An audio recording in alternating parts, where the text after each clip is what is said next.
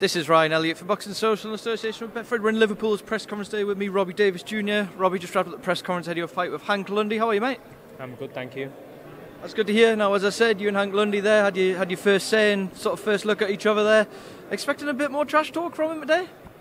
Yeah, I think it's a mutual respect between the pair of us. Both know we're in a proper fight, and come Saturday night, that's what I expect.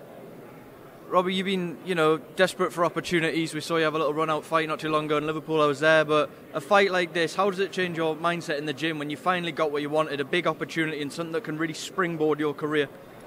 Yeah, definitely. Like many a times, sometimes when you're planning on one fight with like an Eastern European, then they swap and change and you're fighting someone else, and it takes its toll on your last few weeks of camp and things like that. And but for the likes of myself, having this nailed on for the last few weeks and knowing who I'm fighting, being able to have a look at him, already knew him from the past, from big fights he's been in himself, just had to refresh in my memory.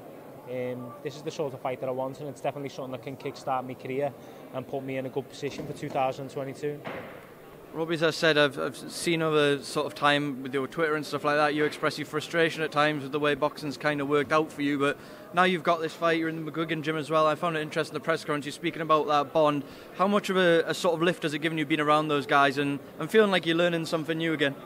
Yeah, definitely. Like where they say, like you can't learn old dog new tricks. Like I'm definitely learning, and being around all these top champions in Change Gym, like and not to mention it's a great buzz. I've made a lot of great friendships in there as well. Like it's something what I've needed to benefit me moving forward, and I'm happy in the gym. And as they say, a happy fighter is a dangerous fighter.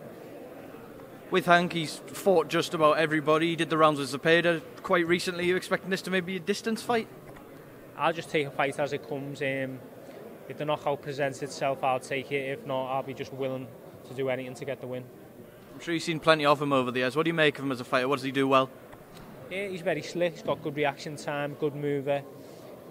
Works well behind that low jab like most Philly fighters. But I've seen enough of him to know what I can do to exploit and make sure to get the win.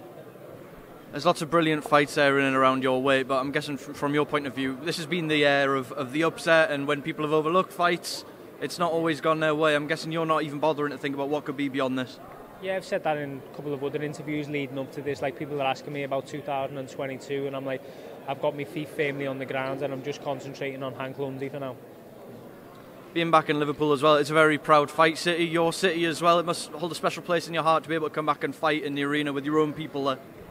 Yeah, definitely. Fighting in Liverpool it's an absolute buzz for us, and to be one of their own and be fighting in such a big fight on the big card high up there where everyone's going to be cheering me on. If it gets tough in there at any point in there, I'm absolutely buzzing.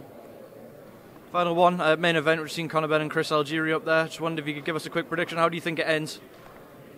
I know Chris Algieri's a good fighter and he's been in with some top names and stuff like that, but me personally, like I've done a bit of work with Conor and I know what he brings to the table. I think Conor could stop him mid-rounds. You said you've done a lot of work with Conor. What's he like to work alongside? He's a proper athlete, great fighter, and he's an absolute gentleman. I just think that Algieri could be possibly overlooking him because of the resume he's got himself, thinking I've been in with the better fighters, the bigger names and things like that. He could be slightly overlooking him from the way he's talking, and I think if he is in any way looking over Conor, he's going to be in for a massive shock. And I think, like I said before, I think Conor will get to him within the middle rounds. Robbie, thank you for speaking to Boxing Social and good luck.